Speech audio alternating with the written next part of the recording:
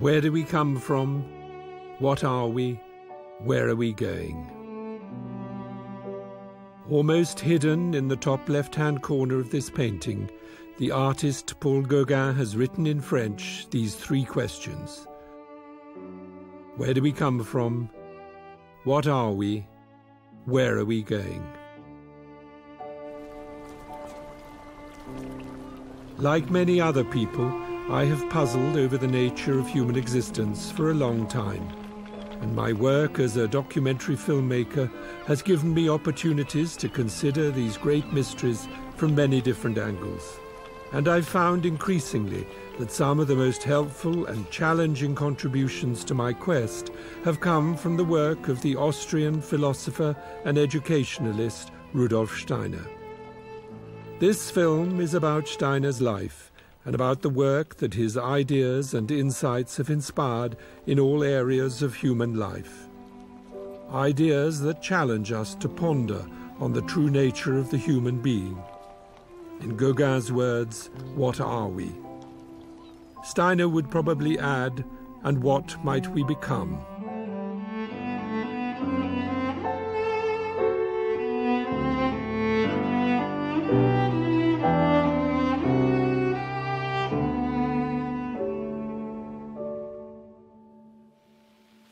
Rudolf Steiner challenges us to be more conscious.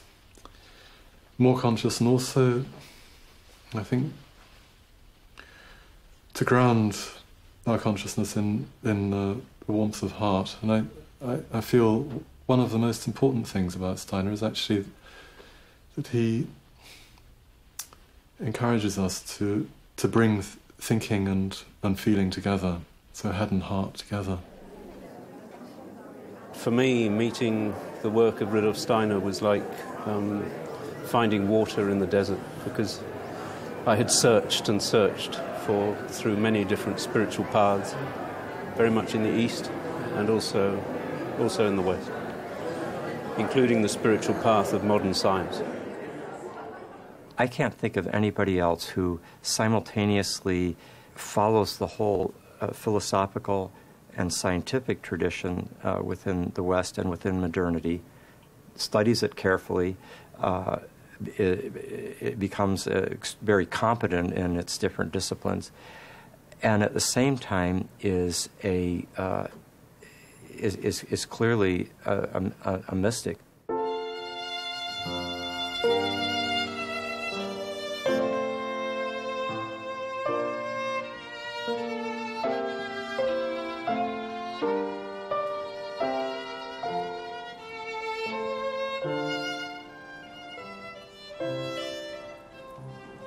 I think the challenge for me is to individualize what he has given. As he was in Norway, he almost always in his talks said, "Don't believe what I'm saying. You have to try it in life. Try it in life." And for me, that's my inner direction. I have to try it out and not just take it for granted it is like this. And then life becomes so exciting. I think really Steiner is about love. But it's hard to get to that realization because of so many thoughts. So many thoughts.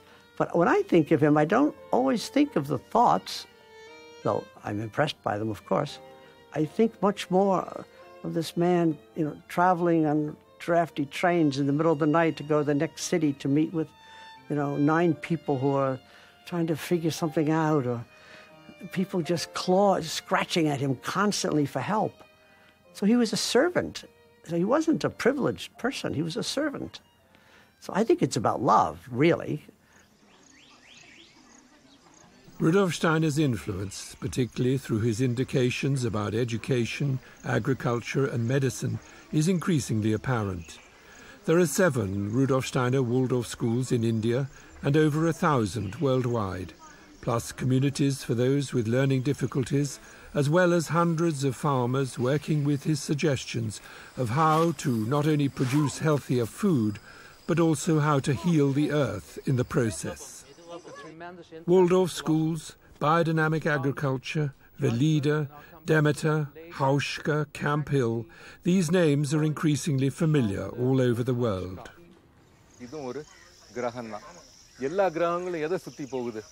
In South India, I visited a group of small-scale farmers learning about the influence not just of the sun and the moon on plant growth and health, but also of the planets, a reminder of what in many parts of the world is still not totally forgotten.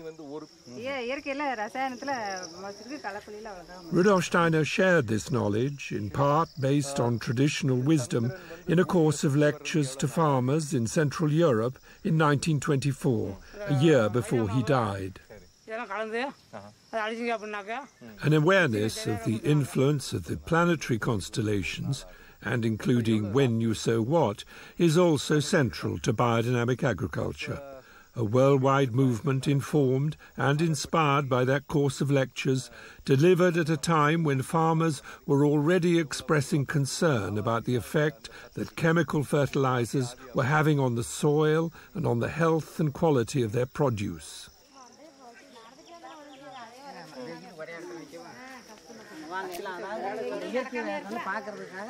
The beauty of Dr. Rudolf Steiner is that he was not just a philosopher living in a world of ideas and just philosophizing and just thinking. He brought all these ideas to practical human activity, whether it's agriculture, education, medicine, architecture.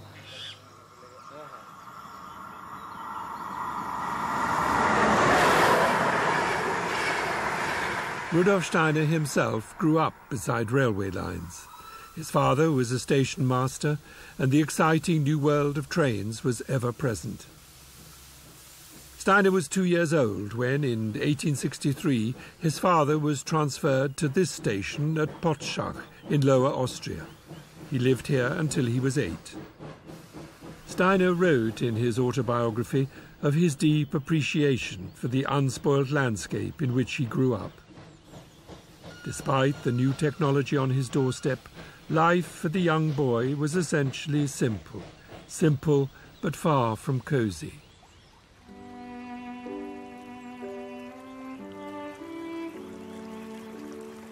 Here Steiner lived not only in the two worlds of trains and nature, both of which he loved, but also in an inner world of spiritual experiences that were as real to him as the physical world around him. Already around the age of 7, he had a vivid experience of a relative who had just committed suicide and who asked him for help. But it was to be almost 40 years before he could speak openly about such matters. What is the true nature of reality? Where do we come from? What are we? Where are we going? These were questions that were to occupy Rudolf Steiner for the rest of his life. In 1868, the family moved nearer to Vienna, to the village of Neudorf. By now, Steiner had a younger brother and sister. Though less remote than Potschach, his home was still, in Steiner's words, austere but healthy. He served as an altar boy at the local Catholic church, helped grow vegetables for the family, but the essence of his journey through childhood and youth, that long walk to school, was the story of a very bright but essentially lonely child, nudged by his father to study science and technology to qualify as an engineer on the railways, who was nevertheless thinking deeply about what he called the enigmas of existence, and already at the age of 14 studying the German philosopher Immanuel Kant. In 1879, at the age of 18, he passed his school leaving examination with distinction. For 3 years he'd given private tuition to fellow pupils in order, he wrote, to contribute at least a little of what my parents had to pay out of their meagre income for my schooling. And having attended a technical rather than a grammar school, he had had to teach himself Latin and Greek. From the Austrian countryside in which Steiner had grown up, as the son of a humble railway official, the move to Vienna was a huge step. Capital of the vast Habsburg Empire, It was a cosmopolitan city buzzing with life, creativity and philosophical debate. A cultural flowering on a massive scale. In the autumn of that same year, Steiner enrolled at the Technical University to study biology, chemistry, physics and mathematics. But already his interests were as much in German philosophy and literature as in science. Very soon his social life began to flourish. The famous Café Grünsteidl, which for a time he gave as his address, is now more a tourist attraction than a hive of philosophical debate. But round the corner at this nearby coffee house, it is easier to imagine the atmosphere of that era and the extraordinary variety of people with whom the young Steiner was mixing. Poets, rich merchants, Cistercian monks, feminists, university professors, and poor students like himself. I asked two young customers, both of whom knew something about Steiner's life and legacy, whether the sort of discussions that Steiner and others had in coffee houses like this one were a thing of the past. Those dialogues, really to sit hours and hours, yeah, and to develop an idea. I think you can't find that in that way anymore. Do you think that's sad? In a way, yes, because I'm old-fashioned. But I'm quite open to new ways of dialogues. Yeah. And I think especially the communication through the net is an enormous chance, yeah. Opportunity, yeah. Opportunity, yeah. So you're optimistic about the future in that sense, are you? I'm very optimistic, yeah. Yeah. And to me, the idea, it's always a question, how would Steiner act in those days, yeah? Would he use the internet or not? I think he would. Yes, definitely. Yeah. He would be very, very open to our ways and our chances and our opportunities to communicate, to develop, to work together. Not everyone interested in Steiner's work would agree with Bipper about Steiner and the internet, not only because he, like many others, recognized that technological advances, ever since the printing press, were no replacement for face-to-face human encounters, but also that the mindset behind such devices could, if we remain unconscious, take us on a slippery slope in which our entire world gradually becomes dehumanized. What Steiner made clear, however, is that all such decisions have finally to rest with the individual. His main message, especially to me, was or is that he wants us to stand up for our own ideas. And that's, especially in our time, not that easy. So for people, it's much more easy to put him into a box than to focus his message and follow the message. And I think he didn't want us to follow him. He wanted us to follow ourselves. Although Steiner had an increasingly wide circle of friends, he was at the same time following his own inner voice. But, like all of us, he needed his awakeners, people who actually change your life. On his regular train journey from home into Vienna, he met such a person, a man with whom he could at last share his inner life of spiritual experiences. Felix Kokuski was a herbalist who travelled into Vienna to sell to apothecaries the medicinal herbs he'd gathered in the countryside.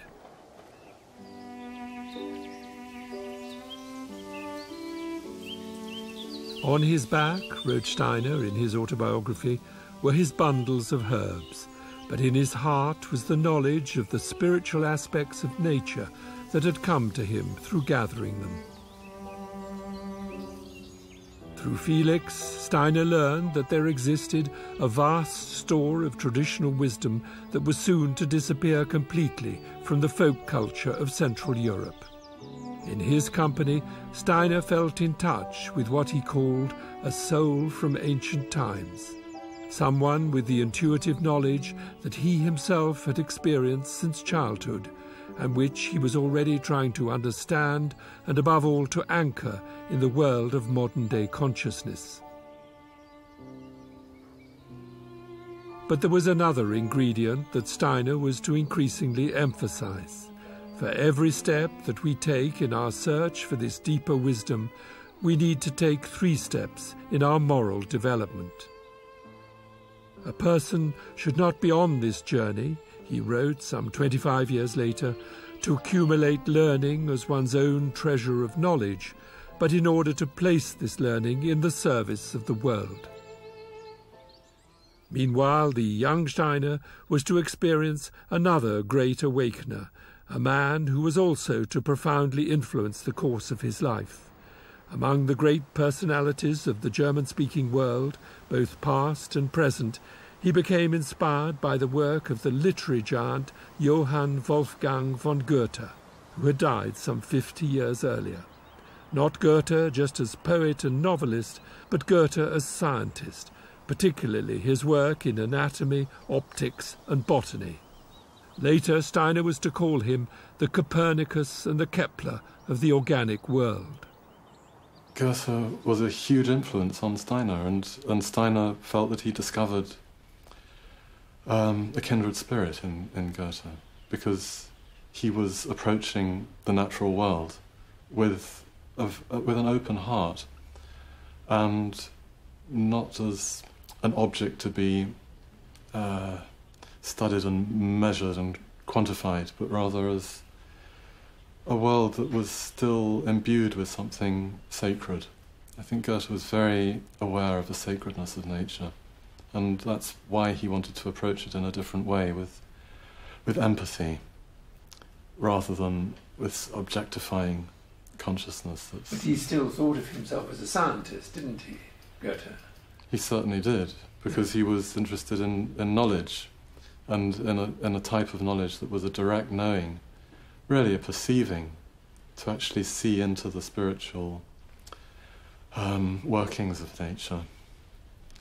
So he was focused much more on the world of qualities than of quantities, and much more on what could be perceived by each person as a human being, unaided by any scientific instruments.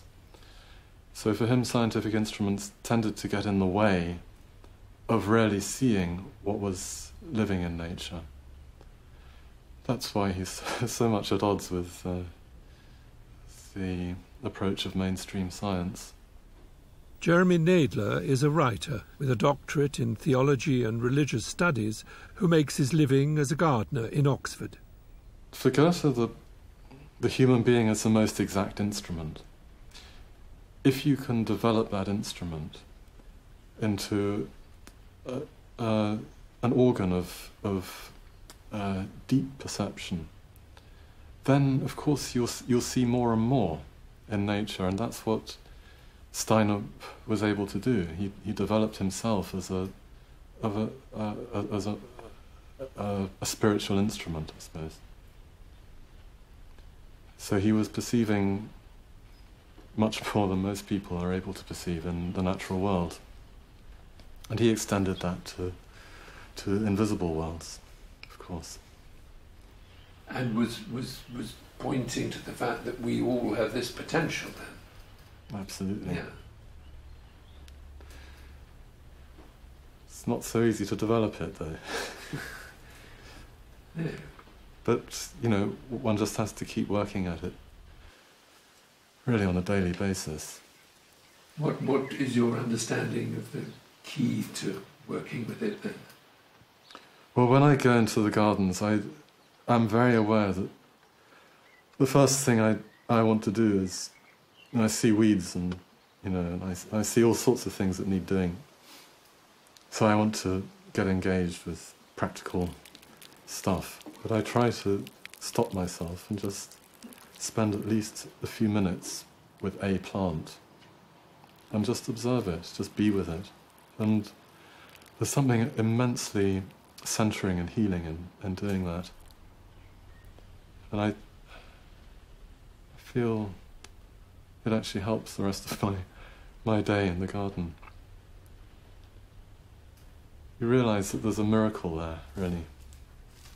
And it's so easy to not see it. Yeah. But that would be true perhaps of life altogether. We just simply don't notice things, do we? We take things for granted. Yeah. Not just plants. That's absolutely true of life altogether. Goethe does provide a kind of transition, a foundation for a transition between, I might say, conventional day consciousness and what Steiner calls ultimately his spiritual science. That is to say, a way of engaging the world of spirit, the world of our own inner experiences, with as much surety and clarity as we do the outer world. I'm going to remind you of what we saw at the very beginning of our class. Remember, there was a little Wimshurst machine here that allows us to do something very similar, slightly different geometry, but basically a Arthur Zajonc is an American professor of physics at the University of Massachusetts, Amherst. Alongside his interest in Steiner, and through his connection with the work of the Dalai Lama, he is a pioneer in bringing the practice of meditation into academic circles. I asked Arthur to explain the young Steiner's interest in the philosopher Immanuel Kant, and in particular Steiner's rejection of Kant's hugely influential utterances on the limits to knowledge. The limits, the so-called limits to knowledge, are really the limits of a horizon. You know, if you stand on a mountaintop, you see further than if you're down in the valley. Well, but you got to get to the mountaintop, right? So yes, you could say there are limits to knowledge if you're in a particular location, but there's nothing to keep you from developing yourself to a higher extent. It's like climbing the mountain and seeing further.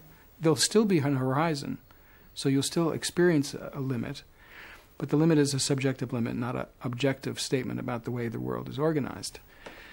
So yes, you could say Steiner recognized that there are, in the moment, certain limits to knowledge, but that these are not part of our human nature. Human nature is, in some ways, inexhaustible. Everything that can be known by the human being. We are, in that sense, in the image of God. We are filled with the potential for the most profound and extraordinary way of knowing. I looked at it more carefully and then saw in its leaves it does something incredible. That the lower leaves are long-stalked and kidney-shaped, and they form a little rosette. There are only 3 of them still alive. There were more earlier on. Then a little ways up the main stem, you have the next leaf, which also has a long stalk, but is already in its blade. Craig Holdridge has also had a long interest in Steiner, and through Steiner into the work of Goethe. In upstate New York, he has founded the Nature Institute, where observation, the kind of meditative observation that Steiner practiced over many years, is explored. We founded the Nature Institute with the intention of having a place that can cultivate a particular way of knowing that can bring us back more in relationship with nature and the things themselves. And now that sounds, very harmless and simple and maybe not even that important, but if you think about how strongly our culture and our minds are captivated with certain kind of abstract ideas, and we notice that people come to us with many, many abstractions in their minds about what hormones do, about what the brain does, about how natural selection has made us this way or that way. And we have all these explanations of the world. But do we see the world? Do we experience the world anymore? And of course, with our technologically dominated culture, this becomes more and more an issue. Goethe said something like, If we want to gain a living understanding of nature, we must make ourselves as mobile and flexible as nature herself. So science as transformation of the human being to understand the living character of the world. That's the mission of the Nature Institute. When Steiner came across Goethe's work when he was still a student at the university in Vienna, what he found in Goethe, what stimulated him in Goethe, was that here was a man who really immersed himself in the phenomenal world, didn't have lots of abstract concepts, and thereby opened himself to seeing relationships that spoke of more than the mere physical. It is just unfortunate today that we are so much in a dualistic culture, you know, matter and mind, soul, or body and spirit, if we even think about the one half, right? But if we do think about the spiritual or the soul or whatever, then it's always in contrast to the body or this. But to see a unified world, and that was really Steiner in his epistemology based on Goethe, was all about the one world that we live in. It is one world, and we are part of one world. And there aren't 2 or 3 or 50. There might be nuances and different levels, or whatever you want to call them, different aspects that one can gain access to, but it is one manifoldly differentiated world. In this approach to understanding the world, you really do have to slow down.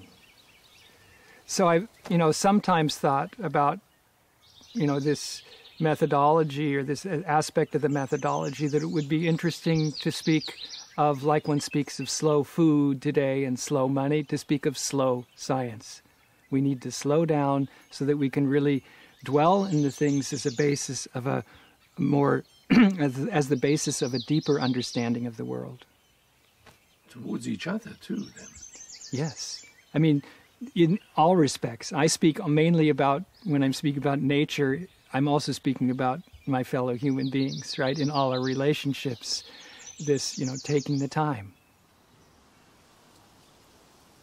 One set of relationships that Steiner had while still studying in Vienna, and which was to have far-reaching consequences, took place in this building, the home of the Specht family. Steiner tutored the 4 boys during his last 6 years in Vienna, while at the same time studying and writing on Goethe. Of particular concern to his parents was Otto, 10 years old when Steiner first met him, and considered by everyone as both physically and mentally abnormal and therefore uneducable. With Steiner's help, Otto's condition gradually improved, and eventually he became a doctor.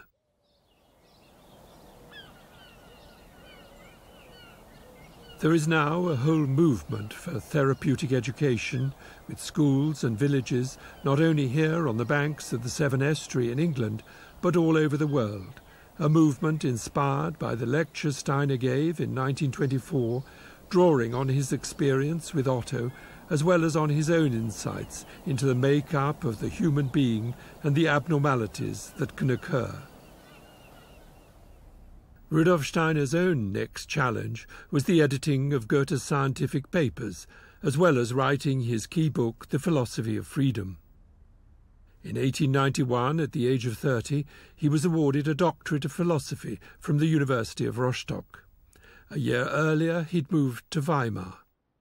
It was to be a lonely 7 years, working within the formality of the Goethe-Schiller archives and with no one with whom he could discuss his increasingly rich inner life of spiritual experiences. Meanwhile, his philosophical writings and insights remained largely unrecognized. I discovered Steiner when I was in my early 20s, and I was at Oxford. At the university, in a highly intellectualized environment, which I hated, and studying philosophy, well, PPE, which includes philosophy. Philosophy was the thing that I was really interested in, keen on, and it was just agony for me. I hated it. It was Bertrand Russell and David Hume and every manner of reductionist thinker that you could imagine. And there was no real philosophy. And then I came across Steiner's work, and it was a godsend to me, because there was someone talking about thinking, but in a completely different way from the abstract, intellectualized thinking that's practiced in the universities. So, can you describe what that view is then? I mean, what was this alternative? Well, one of Steiner's key books is The Philosophy of Spiritual Activity, or The Philosophy of Freedom, has those two different titles. And in that book he describes how thinking as an activity can be intensified so that it becomes a kind of dialogue with the world of spirit. And that seemed to me to be a path that I could follow. But when you say world of spirit, I mean, that can sound pretty weird to some people. Are you talking about talking to spiritual beings, or what do you mean by the world of spirit? Well, yes, I do. It may well sound weird, but I think that's the reality of it, yes. But of course, one's actually in a kind of inner dialogue with a world of thoughts, but the question is, what is the source of our thinking? Where do our thoughts come from? That's a living question, which I think anyone who's engaged with that question of what thinking really is obliged to ask. And most people would probably say that our thoughts come from our brain. Most people probably would say that, yes. Well, I don't think that's actually correct. And even to the extent, of course, thinking is dependent on our having a brain. So if you cut my head off, I wouldn't be able to think.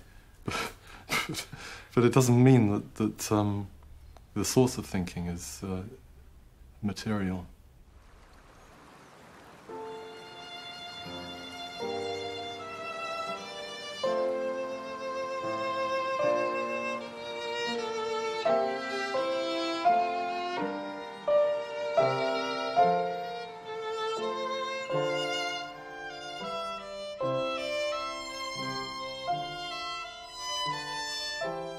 How long must I be silent, was the question that Rudolf Steiner was asking himself as he reached the age of 40, unable still to share his experiences of what he called die geistige Welt, the spiritual world. In 1897 he moved to Berlin, initially to edit an avant-garde literary and theatrical magazine. But it wasn't only to intellectuals and artists that he was drawn. As a result, he was asked to give courses in history at a workers' educational institute, a post he held for 7 years. But among the citizens of Berlin, as elsewhere in Europe and beyond, were an increasing number of people interested in spiritual teachings, in the case of the Theosophists, in a wisdom with its roots in the East. Here at last was an audience eager to listen to someone not just speaking out of the past, but out of his own inner vision. But what was becoming the most powerful experience of all finally brought about the break with many of these early followers. For the Theosophists, Jesus Christ was just one of many great teachers throughout history. For Steiner, Christ's incarnation, as a deed of huge cosmic significance, became a powerful and transformative experience. It's not a sectarian understanding of Christ, so I think he's not wanting to associate Christ too closely with the Christian church. I mean, I think the Christian church, sadly, is all too sectarian sometimes. For Steiner, it's a strong view of how humanity as a whole is transformed by Christ. Fraser Watts is a priest in the Church of England and someone with a long interest in the work of Rudolf Steiner. He's also a Fellow of Queen's College, Cambridge, and reader in theology and science. There's been quite a big tendency in the 20th century to do a retreat to some kind of subjective or existential understanding of Christianity. But Steiner is absolutely going in the opposite direction. For him, it is just an objective fact that the evolution of human consciousness was changed by Christ. I mean, take it or leave it. I mean, and even if no one had known about that, even if there had never been anyone of Christian faith, for Steiner, I think that transformation of human consciousness would still have happened as a result of the work of Christ.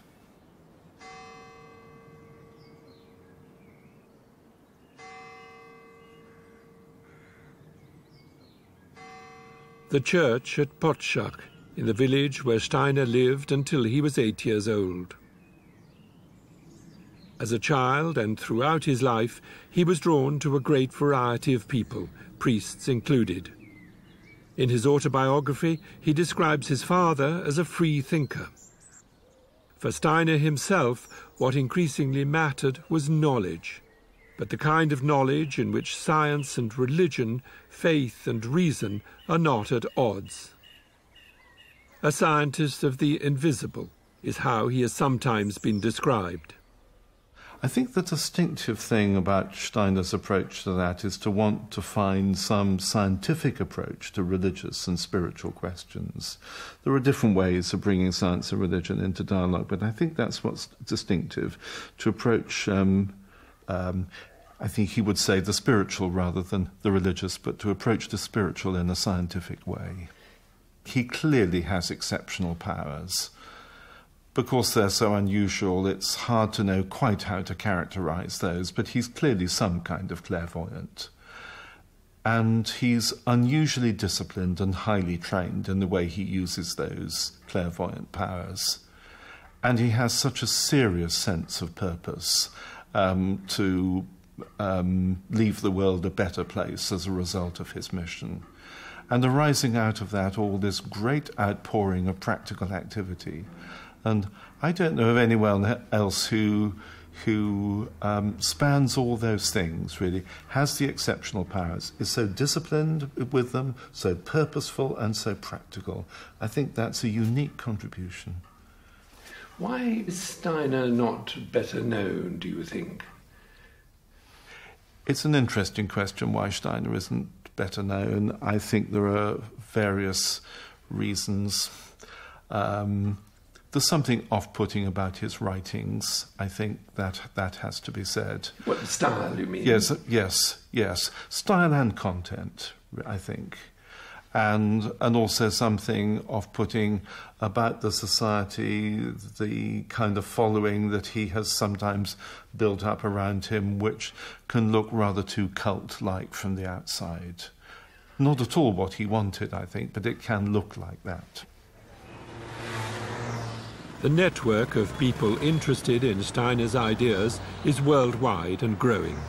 Here in Hyderabad in South India, several hundred are gathering for a conference of the Asia-Pacific region of the Anthroposophical Society. Anthroposophy being the name Steiner chose for his movement after his break with the Theosophists.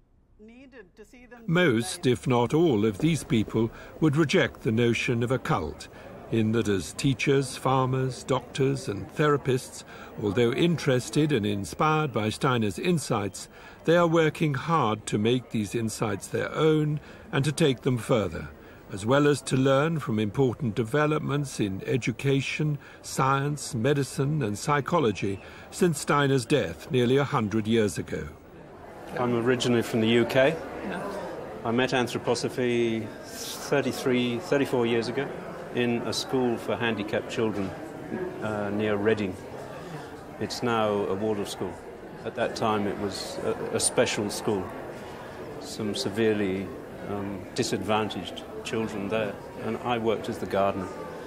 And my wife worked as the cook. And for me, meeting the work of Rudolf Steiner was like finding water in the desert.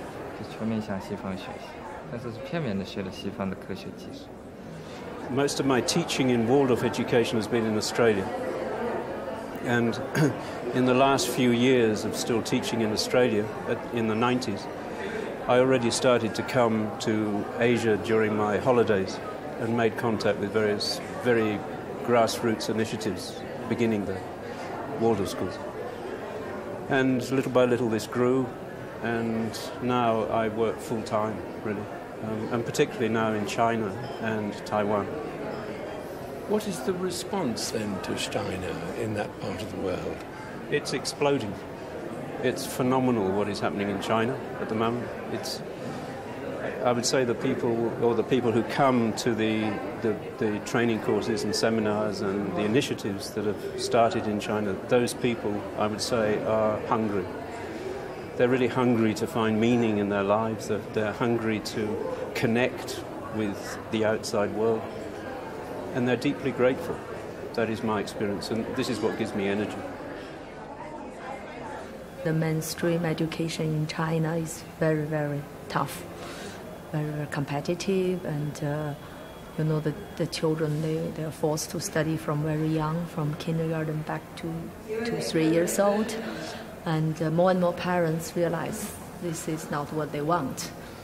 And actually, like the Waldorf schools and kindergartens, most initiatives are parents.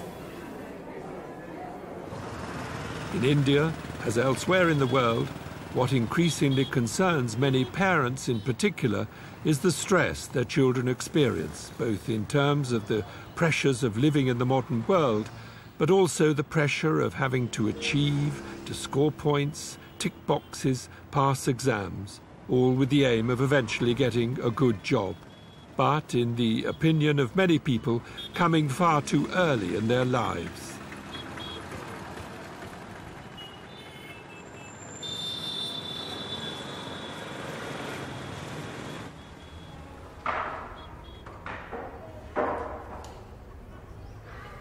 At Sloka's kindergarten in Hyderabad, the emphasis is on a very simple and rhythmic routine of creative play and stories, or simply having time to watch and wonder.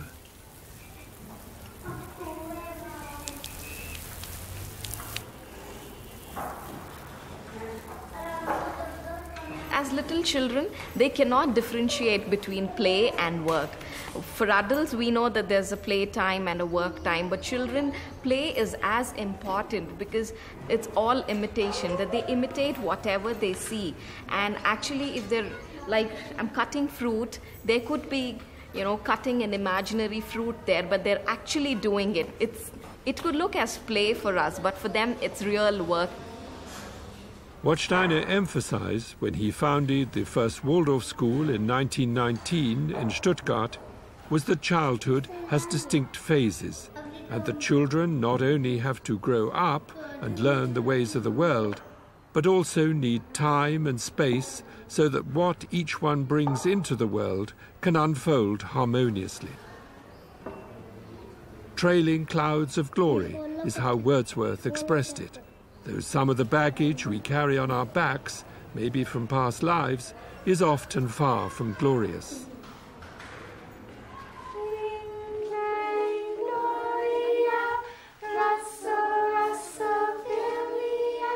Simple and unhurried. It is this atmosphere that is attracting more and more parents to Waldorf kindergartens all over the world. Here in upstate New York, in the Hawthorne Valley Waldorf School, I came across this growing awareness that if childhood is eroded, we are diminished as adults. There's a story, I think it's from Zorba the Greek, about him holding a butterfly that's just come out of a cocoon and wanting to see it fly. So he tries to blow on the wings to dry the wings before their time, before they're really strengthened and ready. And the butterfly ends up crumbling and unable to really fly, and its time was not yet come for it. So we're giving children time.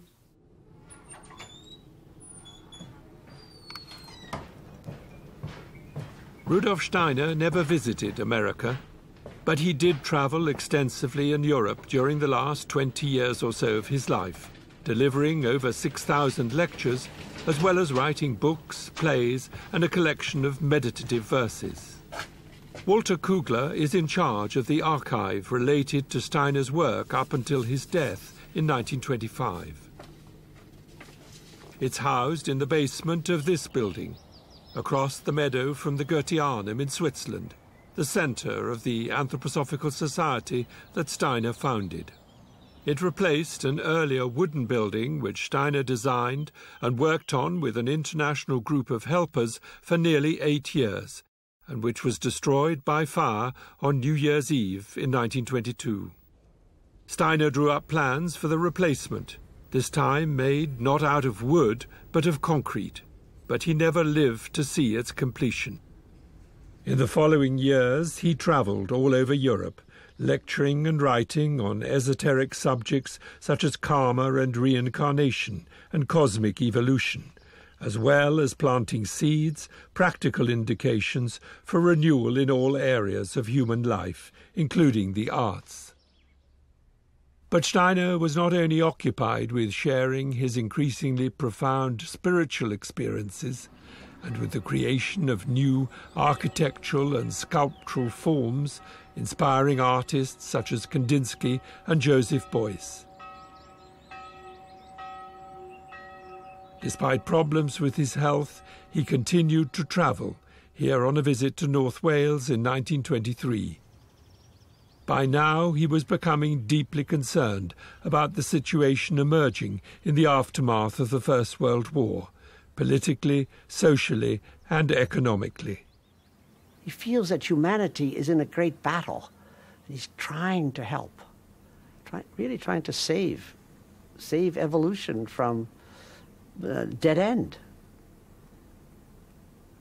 Or one-sidedness. One-sidedness is a dead end. If it's unbalanced, it will break, it will crash, and it will bring terrible suffering. Well, see, Steiner feels we have already been through terrible suffering. There is terrible suffering in the world, cruelty, people, starving. That's an unbalance. So he's very interested in economics and in the proper way for a government and a community to form in order to really to save people from starvation and also from meaningless work. Great concern.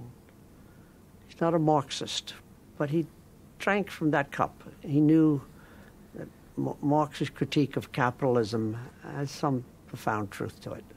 It's a cruel system. Totalitarianism is also cruel.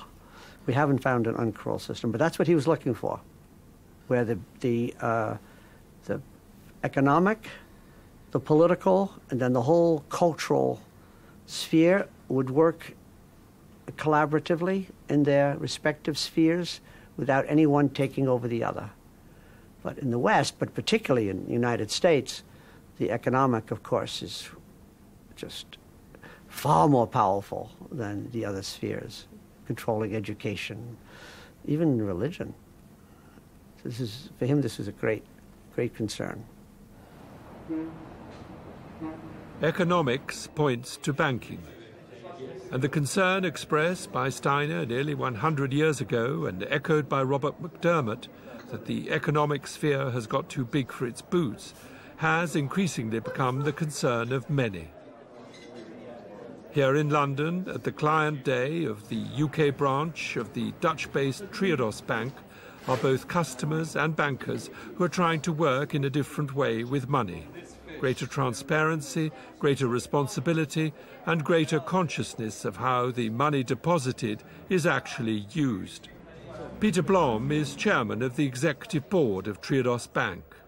I'm convinced that banks should look more at what is really needed in society and then make out of that a feasible business. And then you need some profit, of course. You cannot do without profit, but you don't start with profit. Profit is the result. And I think that was also something what relates strongly to what Steiner always said. Profit is not something you aim for. Profit is something what is a sign of a healthy operation. It's emerging from a healthy transaction.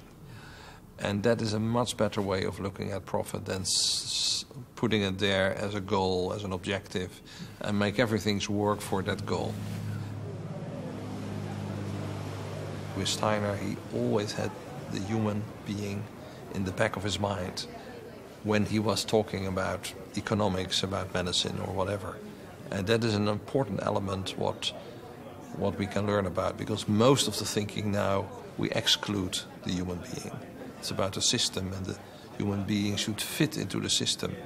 And what he did was saying, well, let's take each human being as a starting point, and let's design something around that, what can work to serve human beings. And that deeper principle, I think, is quite important. And you cannot achieve that by just copying what he has said or just repeat what he has said. I think that's the challenge, maybe not so much for him, but for us to work with what he has brought to us. What Steiner brought was frequently in response to questions and to requests from individuals or professional groups, teachers, farmers, priests, artists and doctors. In April 1921, he gave a 3-week lecture course for a group of medical practitioners in Dornach, his base in Switzerland, during which he gave the first detailed and systematic introduction to anthroposophic medicine, and also spoke about mistletoe as a remedy for cancer. The essence of all such gatherings was the quest for a deeper understanding of the human being, without which, said Steiner, it has actually become impossible to investigate the true nature of health and disease. Steiner worked closely with the Dutch doctor Ita Wegman in bringing his insights about health and disease into practical application. And already back in 1912, together with his second wife, Marie von Sievers, and in connection with the mystery plays he was writing, Steiner had brought into being a new art of movement, both as a therapy and as an art form, that he called Eurythmy. Sonne, du strahlentragende, deines Lichtes Stoffgewalt, zaubert Leben aus der Erde, unermesslich reichen Tiefen. Bravo! Diese haben wir nicht den rechten Fuß gehabt. Ja. We are working with speech and we are working with music, but in such a way that we try to be music and be speech. Be music is more understandable because you have ballet, they work with music, but they don't really go into the laws, if you can say that, of the music, the different elements of the music. But in tone eurythmy, you go into all the elements of music and you become them. Ja, ganz richtig. Genau. Rudolf Steiner calls it visible song. So that what is singing, what you hear in the music, that is what we are trying to express. And with speech, the same thing. Die Weltenkräfte, sie verführen dich. So the movements are very precise. You're not ad-libbing them. No, not at all. They are really born out of the elements of music. Yeah. And speech. And speech too. You have the vowels, you have the consonants. Yeah. What we usually use when we speak, and we don't think about it, that it's possible also to express through movements this speech. Herz, du Seelentragendes, deines Lichtes Geistgewalt. Nur hier haben wir das Gleiche wie vorher, Seelentragende, nicht tragende. Margareta Zollstad leads the Eurythmy Ensemble based at the Goetheanum in Switzerland, the centre of the now worldwide Anthroposophical Society.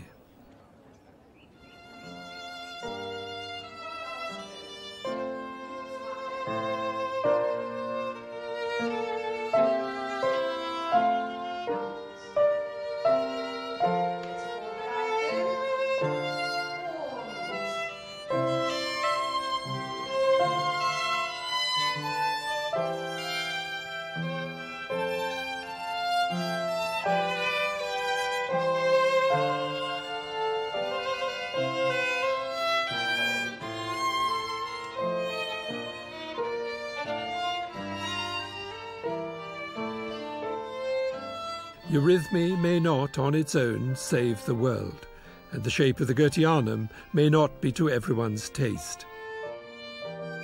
They are, however, attempts by Steiner to waken people's awareness to what is seemingly hidden behind the world of appearances. Eurythmy explores this other dimension in both music and speech. And for Steiner, it was not a case of spirit or matter, heaven or earth, but rather spirit and matter. There is only one world, but it is infinitely more complex and many-layered than a purely materialistic mindset is willing to acknowledge. Over many years, through a combination of diligent meditation and an open heart, Steiner developed the natural clairvoyance he was born with into a faculty that made possible what he called spiritual science, a way of seeing, open to us all, that goes beyond our sense impressions and a narrowly focused intellect.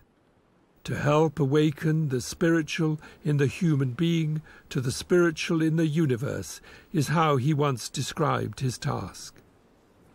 In other words, the human being is, potentially, as the ancients taught, a microcosm of the macrocosm.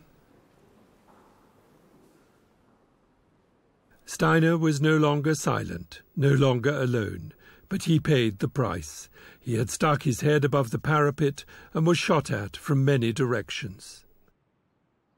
In the 10 or so years to come, until his premature death in 1925 at the age of 64, there were indeed triumphs, but also tragedies. Yet despite exhaustion and illness, Steiner continued in his efforts to remind us of our evolutionary potential and that we are not alone in the universe. Indeed, that we are made in the image and likeness of God. Some listened, some not. Herein lay the challenge, both for him and now for us.